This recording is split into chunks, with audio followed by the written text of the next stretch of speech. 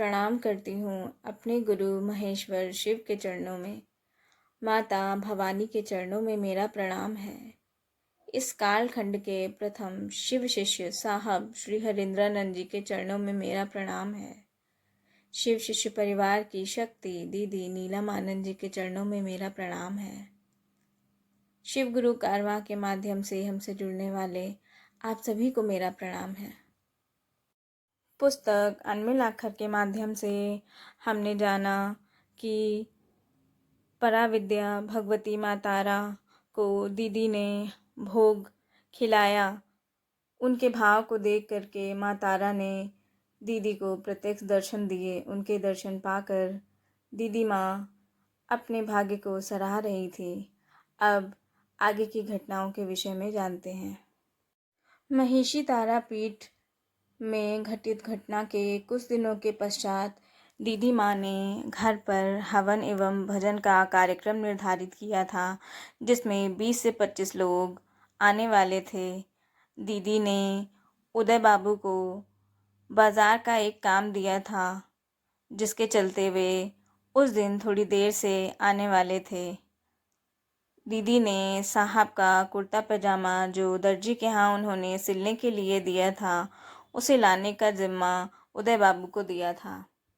इसी बीच धोती कमीज पहने लगभग 30 साल का नाट्य कद का एक सुंदर युवक बैठे हुए लोगों के बीच से गुजरता हुआ सोफे पर बैठी दीदी के नज़दीक आया। हाथ में प्लास्टिक के थैले को सेंटर टेबल पर रखते हुए बोला, सामान है। सामान रखकर वह चला गया।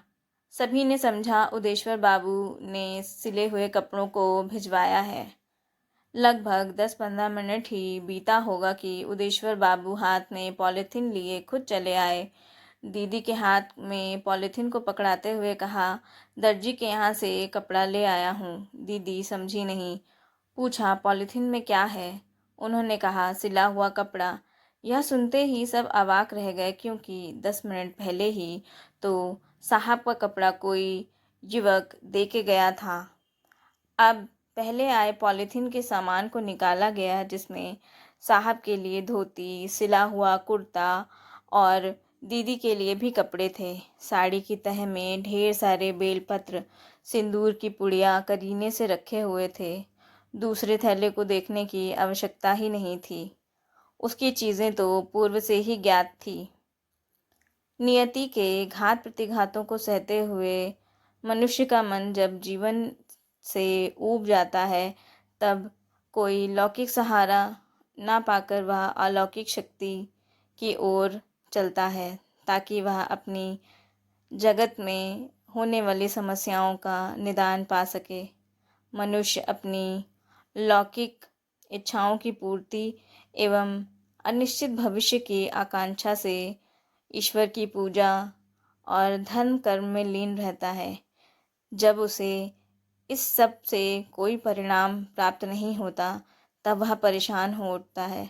उसके दिमाग में अलग अलग प्रकार की समस्याएं उत्पन्न होने लगती हैं।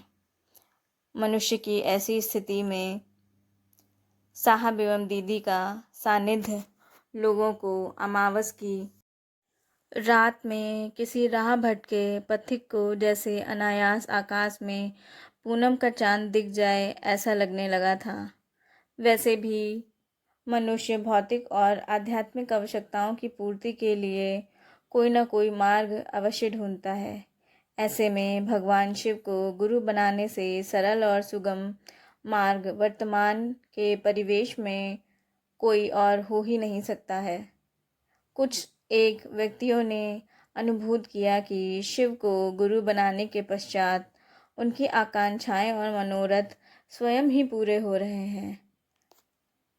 प्रचलित पूजा पद्धति वर्तमान के परिवेश के प्रतिकूल होने के कारण व्यक्तियों की समस्याओं और संकीर्णताओं को दूर करने में असमर्थ हो रही है। योग्य गुरुओं की कमी हो गई है। भक्ति में भक्त का कर्तव्य होता है कि वह अपने आराध्य को प्रसन्न कर अपने मनवांछित फल की प्राप्ति करे। गुरु शिष्य परंपरा में गुरु का कर्तव्य होता है कि वह शिष्य में अपना ज्ञान अपना सामर्थ्य, अपनी शक्ति का आरोपण करे। साहब अब तक एक चमत्कारिक व्यक्तित्व के रूप में ख्यात हो चुके थे। आसपास के क्षेत्रों में जनश्रुतियों की बाढ़ आ गई थी।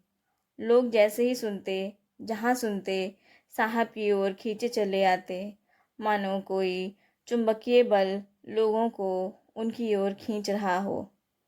साहब की ये दैवीय शक्तियों का प्रचार अनजाने ही होने लगा था। चमत्कारों के किस्से लोगों के लिए कौतूहल का विषय बने हुए थे। शाम में इनके आवास पर शिव विषयक विभिन्न अवधारणाओं का विमर्श होता। लोग अपनी जिज्ञासाएं रखते और उनका यथासंभव समाधान भी होता।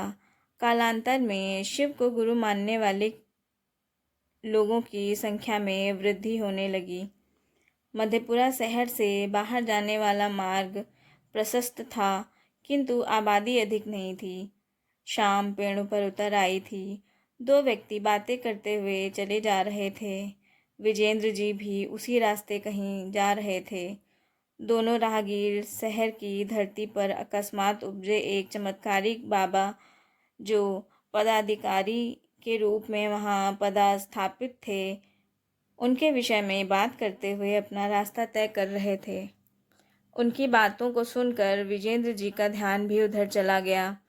आखिर किससे मिलने के लिए यह अभिसार यात्रा हो रही है? कौन है जो इस उफनती वाग्धारा का लक्ष्य है?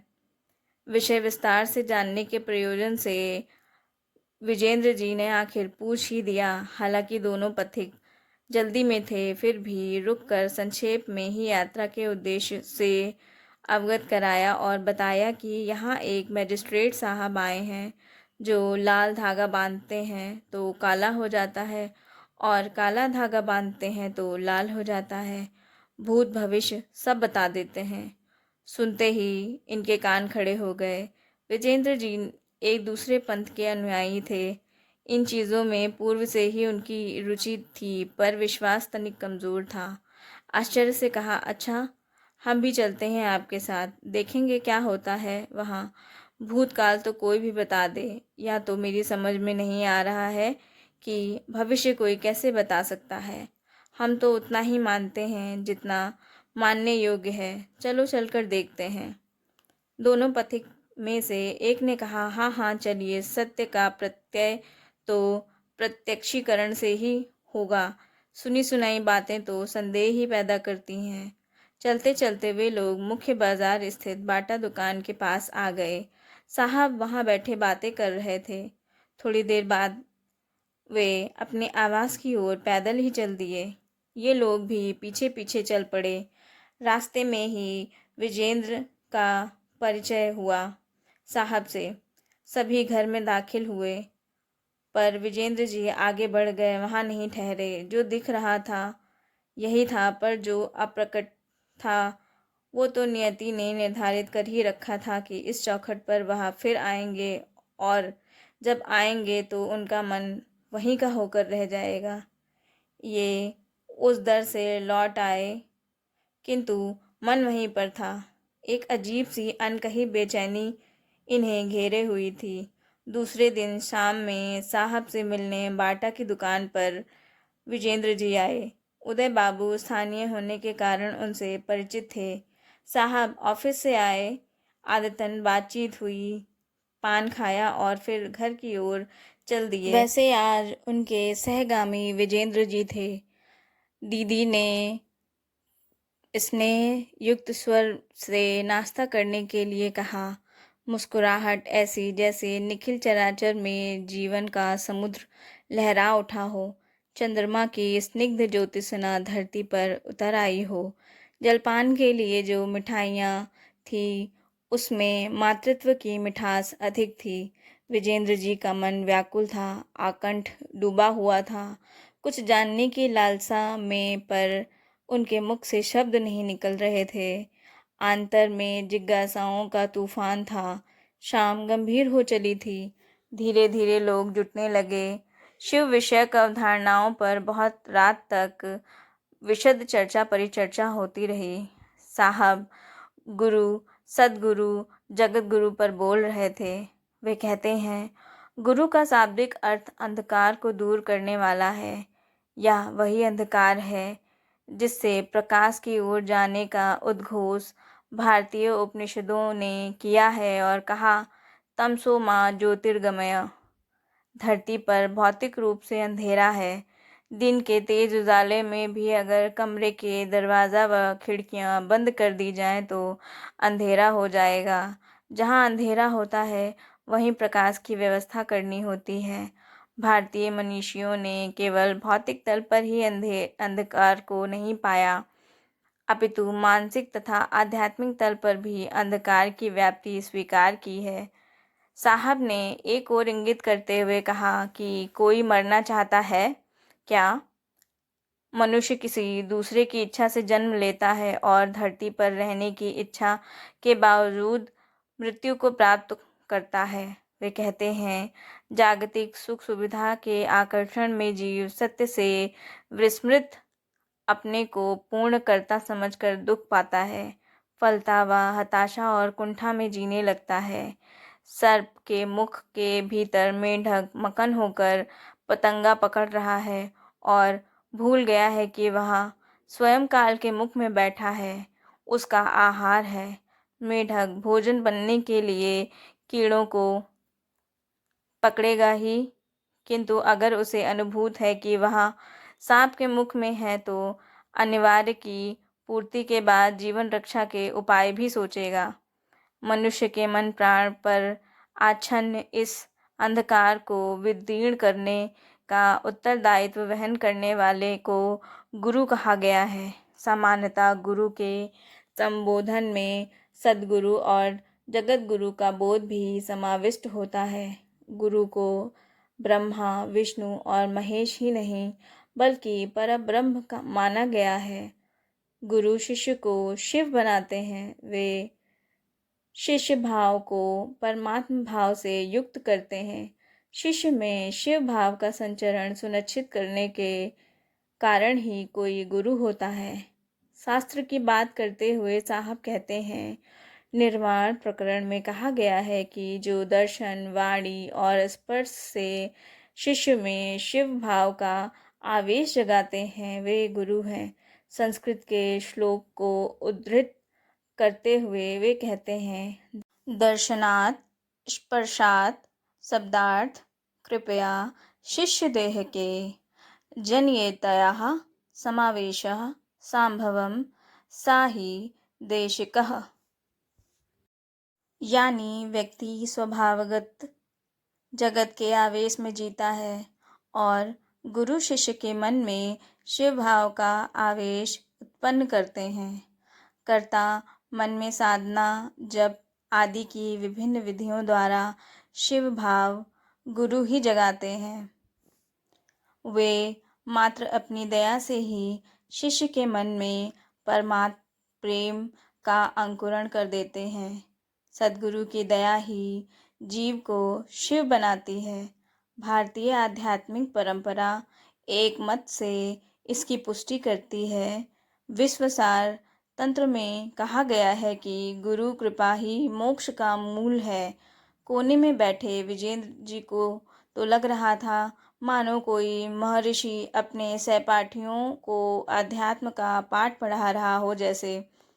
सद्गुरुओं की श्रृंखला पर दृष्टिपात करने पर हम पाते हैं कि इन लोगों ने अपनी गुरु शिष्य परंपरा में शिष्य बनने के लिए भिन्न भिन्न शर्तें रखी। कुछ लोगों ने यम नियम पालन को अनिवार्य बताया, कुछ लोगों ने सुरा और सुंदरी को छोड़कर शिष्य बनने की बात कही, कुछ लोगों ने मांस मछली नहीं खाने की शर्त रखी, तो किसी ने गृहस्थ जीवन को छोड़कर वैरागी होने की प्राथमिकता दी। सद्गुरु अपनी विशेष शर्तों के अधीन आए शिष्य को ही शिव बनाते हैं। एक अजीब सा तेज निकलने लगा था साहब के चेहरे से, असंख्य तारे एक साथ जैसे टिमटिमा रहे हों। वे कहते हैं, जगत गुरु तो सभी सद्गुरुओं के गुरु हैं। जगत गुरु के शाब्दिक अर्थ से ही स्पष्ट है कि जगत का कोई भी व्यक्ति उन्हें अपना गुरु मानेगा तो उस व्यक्ति को शिव बनाने का उत्तरदायित्व उन्हें लेना ही होगा। जगत गुरु शिष्य बनाने के पूर्व किसी शर्त का विधान नहीं कर सकते। वे संपूर्ण जगत के गुरु हैं और समस्त सृष्टि में जो कोई भी उन्हें अपना गुरु मानने की इच्छा संकल्पित करता है स्वतः उनका शिष्य होगा। इसके अलावा कोई दूसरी वर्जना या कुछ और करने की बाध्यता की पूर्व शर्त नहीं हो सकती। ईश्वर ही मूलतः जगत गुरु हैं। भगवान शिव की अभ्यर्थना ईश्वर के रूप में भी की गई है। इसीलिए भारतीय आध्यात्मिक परंपरा निर्विवाद रूप से शिव को जगत गुरु, आदि गुरु, गुराधिपति, विश्व गुरु आदि की संज्ञा से विभूषित करती है। आपने यह श्लोक सुना होगा, तव तत्त्वं न जानामि कीदृशोऽसि महेश्वरः यदसोऽसि महादेवः तादृशाय नमो नमः। अर्थात हे महेश्वर, तुम्हें जानना, समझना और पहचानना अनुमानस की सीमा से परे है। हे महादेव, आप जैसे भी दिखते हैं, जैसे भी हैं, आपको बारंबार नमस्कार है। देखिए, महेश्वर ही महादेव हैं और महादेव महेश्वर का पर्याय। नवागंतुक विजेंद्र जी को तो इन बातों को सुनकर मन ही मन उन दो पथिक मित्रों को धन्यवाद दे रहे थे। वे किसी दूसरे के दिशा निर्देशों में जी रहे थे, पर जीवन जीने की कला नहीं सीख पाए थे। साहब समझाते हुए कहते हैं, व्यक्ति भोग के अधीन जीता है। जगत गुरु शिव स्वयं भोगाधिपति होने के कारण अपने शिष्य को भोगाधीश बनाते हैं। वहीं दूसरी ओर परमात्म भाव से भी अभिभूत कराते हैं। जगत गुरु शिव की बात का संदर्भ इतना व्यापक और अपरिमेय था कि वक्त का पता ही नहीं चला। रात काफ़ी हो चुकी थी। साहब ने सभी को घर जाने की सलाह दी। कुछ लोगों का घर शहर से 5-6 मील दूर था। घर का रास्ता शमशान के बीच से होकर गुजरता था। चारों तरफ नीरव शांति थी। धरती की छाती भेद कर निकले हुए विराट वृक्ष अपनी शक्ति का भान करा रहे थे। सिर के ऊपर कोई वृक्ष नहीं था, पर कानों में वृक्ष के पत्तों की सरसराहट महसूस हो रही थी। उन लोगों ने देखा कि सड़क के बीच में पुल के समीप एक व्यक्ति लेटा हुआ है। लगा कोई दुर्घटना हुई होगी, किंतु वे आगे बढ़ गए। थोड़ी ही दूर चलने के बाद एक कुत्ता दिखा। वह भी सड़क के बीचों बीच में लेटा हुआ था। मन अनजाने भय का शिकार हो गया। पाँव तो आगे बढ़ रहे थे, पर दिमाग वापस लौट जाने को कह रहा था। मुड़ कर देखा तो वह कुत्ता भी विपरीत दिशा में मुड़ गया। भय अब अपनी सीमा का उल्लंघन कर मन को अपनी परिधि में ले चुका था। कदमों ने भी आगे बढ़ने से इनकार कर दिया। सभी निसहाय खड़े रहे। अपने आराध्य का नाम किसी भी बहाने से उच्चारित करना तो भक्तों की चिर परंपरा रही है। इन लोगों ने तो शिव को अपना गुरु ही मान लिया था। अब उनकी दया की आंशिक परिणति का समय था, जो इनके भय आक्रांत मन को विदीर्ण करता। संभवतः सभी ने अपने गुरु का स्मरण किया और पूरा का पूरा शमशान गुरु महादेव के चरणों में समर्पित कर दिया। सिर से पांव तक बिजली कौंध गई। अपूर्व ऊर्जा का संचार होने लगा। पता ही नहीं चला कि घर कब आ गया। इस घटना के बाद से लोगों का साहब और दीदी के प्रति श्रद्धा और विश्वास द्विगुणित हो गया। पावस ऋतु अपना आंचल समेट चुकी थी। वनों से आच्छादित पलामू जिला पर्यटकों के लिए आकर्षण का केंद्र था। वैसे तो एक दो दर्शनीय स्थलों को छोड़कर यहाँ कुछ खास नहीं है, पर जो अधिक महत्वपूर्ण था वह है दीदी के पिताजी का घर, यानी दीदी का मायका। मनातू चारों तरफ से घने जंगलों से घिरा था। पहाड़ों और पहाड़ी नदियों के कारण इसके आसपास की सुंदरता कम न थी। हाँ, जिला मुख्यालय से 18 किलोमीटर दूर बेतला राष्ट्रीय उद्यान है, जो काफ़ी प्रसिद्ध है। व्याघ्र परियोजना यानी टाइगर रिजर्व प्रोजेक्ट उस नेशनल पार्क को और भी मनोरम बनाती है। पर्वत शिखरों पर अपनी जटा बिखेरने वाले बादल और साल के पेड़ पर गिरने वाली बिजली का मौसम भी जा चुका था। बारिश से जंगल और घने हो जाते हैं। पर्वतों से प्रवाहित होने वाली नदियों और झरनों की कलकल ध्वनि अब मध्यम होती जाती है। अगर कुछ सुनाई देता तो जंगल के महकते फूलों के ऊपर मंडराते भंवरों की गुंजन। कुछ दिखते तो बस सुबह की बेला में हरी हरी घास पर पड़ी ओस की बूंदों से नहाए हुए हंसते खिलखिलाते फूल। दूर से ही वृक्षों को अजगर की तरह लपेटे पनप आई लताएं दिखती। बेतला और डाल्टेनगंज की दूरी कम थी। मनातू से बराबर लोग आते रहते हैं। दशहरे का समय था। मिथिलांचल में शक्ति पूजा का प्रचलन तो न जाने कब से चला आ रहा था। दीदी को मायके से लगातार बुलावा आ रहा था। अर्चितानंद, अनुनिता और अभिनवानंद छोटे थे। बचपन में ननिहाल ही सब कुछ होता है, सो तीनों बच्चे भी मनातू जाने की जिद कर रहे थे। सुबह शाम एक ही रट लगाए रहते थे। पापा मनातू चलिए ना। दुर्गा पूजा का आयोजन उन दिनों भव्य होता था। रात में नाटक आदि का भी कार्यक्रम लोगों के लिए किया जाता था। बच्चों की भूमिका भी उसमें रहती थी। अंततः तय हुआ कि इस बार दशहरा वहीं मनाया जाएगा। एक परिचित मित्र की नई डीजल जीप एक सप्ताह के लिए साहब ने मंगवा ली। सहयात्री बने 2 गुरु भाई। मित्र ने जीप तो भिजवा दी थी, लेकिन चालक वे नहीं भेज पाए।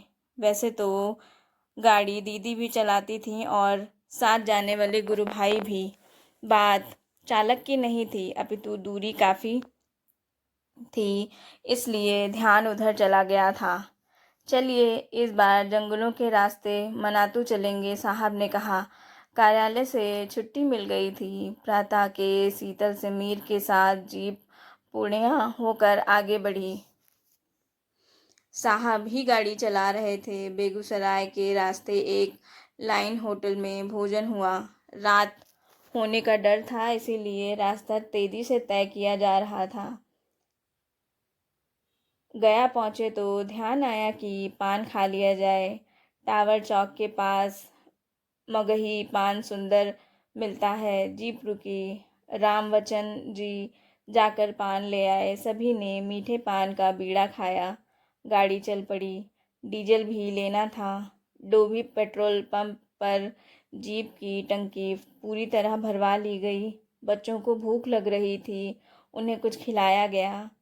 सूरज पश्चिम में जा चुका था। जंगलों के बीच से मनातू जाने की योजना थी। मधेपुरा में ही तय हो गया था यह रोमांचक सफ़र।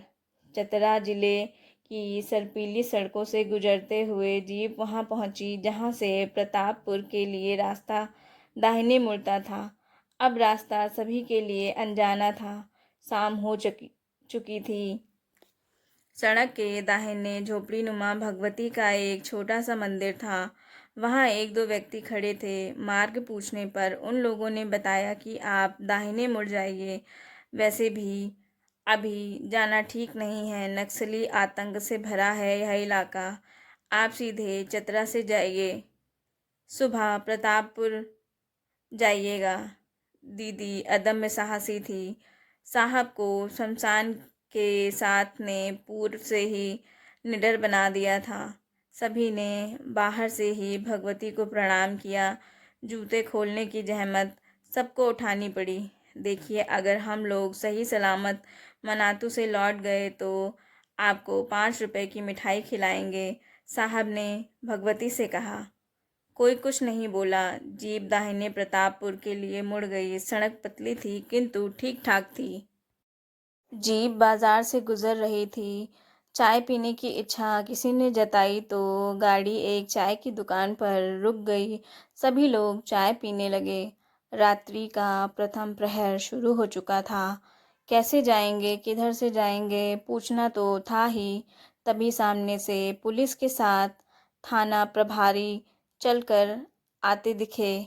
शायद बाजार में गश्ती कर रहे हों। थाना प्रभारी ने परिचय पूछा। मैं मधेपुरा में मजिस्ट्रेट हूँ, साहब ने कहा। अभी साहब की बात पूरी तरह से हुई भी नहीं थी कि थाना प्रभारी ने प्रश्न किया, सर कहाँ जाना है?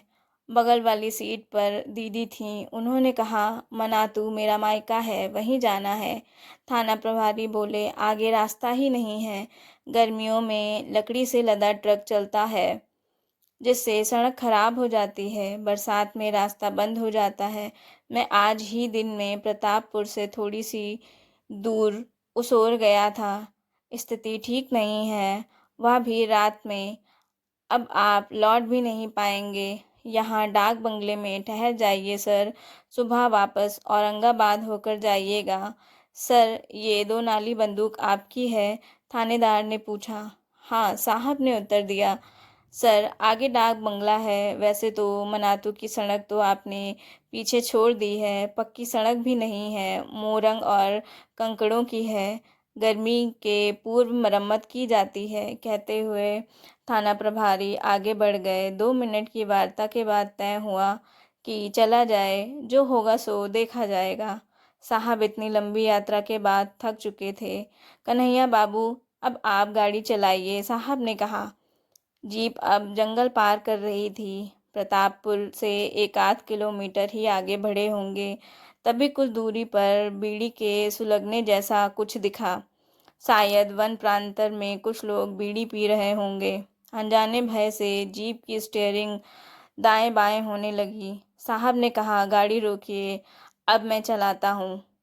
बच्चे सो रहे थे तो कभी जाग रहे थे। उन्हें इससे क्या मतलब था? रास्ता अब स्पष्ट था। रास्ता पहाड़ चढ़ने लगा था। चढ़ाई ऊंची थी, सड़क ऊबड़-खाबड़, कहीं कोई आदमी, ना कोई बस्ती थी। रास्ता इतना सकरा कि मात्र एक ही गाड़ी जा सकती थी। गाड़ी के बगल से साइकिल भी नहीं गुजर सकती थी। सड़क के दोनों किनारे घनी झाड़ियां उग आई थीं। विशाल खड़े वृक्ष रात के अंधेरे में भयानक राक्षस की तरह दिख रहे थे। साहब ने जीप को 4 व्हील पर डाल दिया। सड़क खराब, तीखी चढ़ाई। कुछ दूरी के बाद सामने से 4 बैलगाड़ियां आती नजर आई। उस पर लकड़ी के बड़े मोटे मोटे बोटे लदे हुए थे, किंतु कोई आदमी नहीं था। शायद सभी गाड़ीवान हमारी जीप को पुलिस की जीप समझकर जंगलों में छुप गए थे। संकट भारी। सड़क के दोनों ओर बड़े बड़े वृक्षों के साथ घनी झाड़ियां, सामने खड़ी चढ़ाई।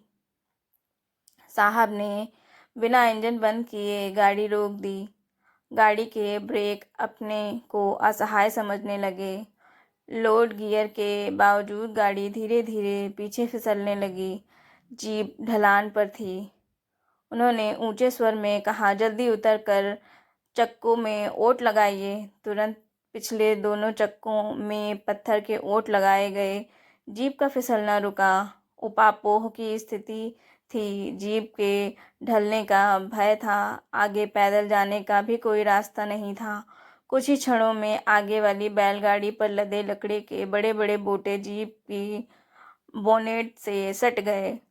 संभवतः जंगल से लकड़ी चुराई जा रही थी।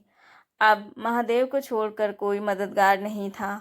प्रतापपुर में दरोगा ने आशंकित भय के बीज को पूरी तरह पनपा दिया था। मन मस्तिष्क दोनों अस्थिर थे। साहब ने पीछे बैठे गुरु भाइयों से कहा, आप लोग बैलगाड़ी को दाहिनी पहाड़ी पर चढ़ाइए। सर, बैल और बोटा पहाड़ पर कैसे चढ़ेगा? ये तो वैसे ही सीकिया पहलवान है और हमसे भी नहीं हो पाएगा। दीदी ने थोड़ी नाराजगी में कहा, ठीक है तो यहीं सबकी कब्र बन जाएगी। इनकी बात को सुनते ही दोनों ने कैसे बैलगाड़ी को बोटे के साथ पहाड़ पर चढ़ाया, आज तक अज्ञात है।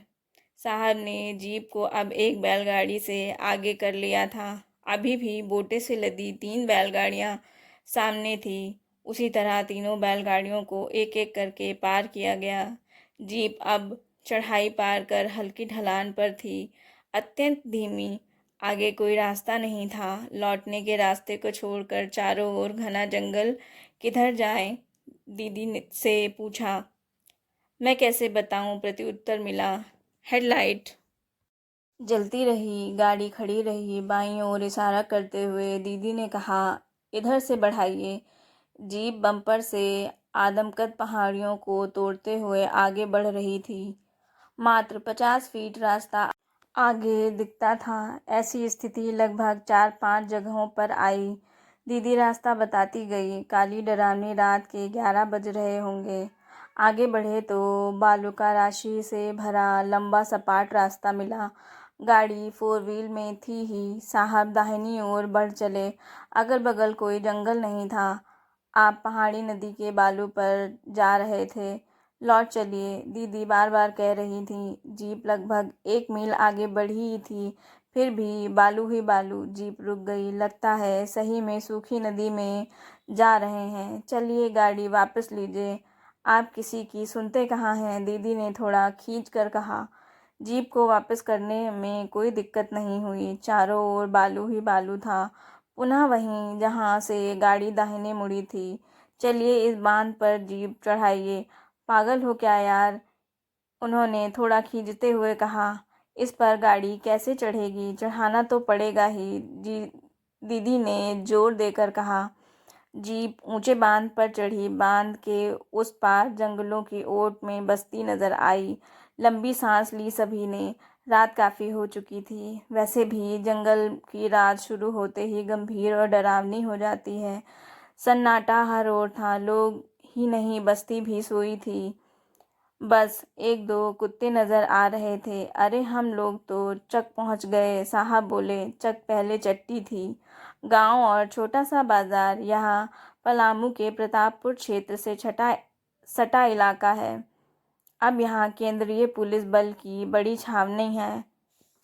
ठीक मध्य रात्रि में सभी मनातूगढ़ पहुंच गए। सभी के चेहरे से थकान साफ झलक रही थी। बच्चे आधी नींद में थे। ससुराल वाले जग कर बाहर निकले। पहरेदार तो जगे ही थे। मेहमान तो दीदी और बच्चों को मार देंगे। दीदी की माँ ने धीमे स्वर में तीखा बाण चलाया। अपनों के बीच बच्चों को की नींद गायब हो गई। दशहरे की हलचल में बच्चे मस्त रहे। वापसी का दिन आया। हुक्म हुआ, आप लोग औरंगाबाद के रास्ते से लौटेंगे। चूंकि उस रात की घटना की जानकारी घर वालों को मिल गई थी, इसीलिए दीदी के पिता ने लौटने का मार्ग बदल दिया था। दादा, उसी रास्ते भगवती को मैं कह कर आया हूँ कि सही सलामत लौटेंगे तो मैं आपको 5 रुपए की मिठाई खिलाऊंगा। औरंगाबाद होकर ना तो प्रतापपुर मिलेगा और ना ही चतरा का वो मंदिर। पता नहीं फिर कब उधर से आना हो। साहब ने अपने ससुर को कहा। ससुर को सभी दादा कहकर पुकारते थे उन दिनों। ससुर जी पुराने जमींदार ठहरे। किसी की बात मानने की आदत नहीं, लेकिन दामाद का मामला था। अस्वीकृति का भाव लिए बस इतना कहा, 5 रुपए की मिठाई। दादा, मेरी औकात ही यही है। आदमी अपनी सीमाओं में ही अपने प्रिय एवं आराध्य को प्रसन्न रखने का प्रयास करता है। कोई उत्तर उनसे नहीं मिला। फिर वो बोले, तब सुबह निकलिए। साथ में चतरा तक एक गाड़ी और भी जाएगी। व्यवस्था थी ही। सुबह नाश्ते के बाद सबका निकलना हुआ। लगभग 3 घंटे बाद भगवती का वही मंदिर आया। साथ आए दूसरी गाड़ी के लोग जंगल के रास्ते से परिचित थे। उन लोगों ने वह रास्ता छोड़ दिया था।